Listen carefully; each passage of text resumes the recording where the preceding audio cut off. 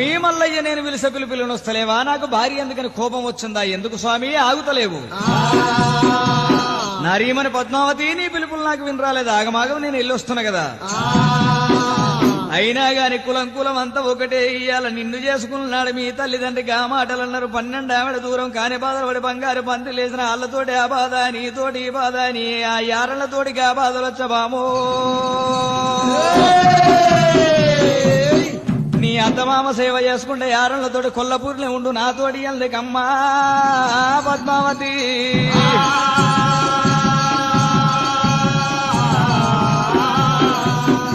ఒడ్లతోటి గడ్డితోటి ఒడ్లు గట్లనని అనుకోక అపార్థం చేసుకోకు. నీ కాళ్ళు మొక్కుతా మల్లయ్యో. భార్య కాపదొస్తే భర్త, భర్త కాపదొస్తే భార్యనయ్యా మల్లయ్యా.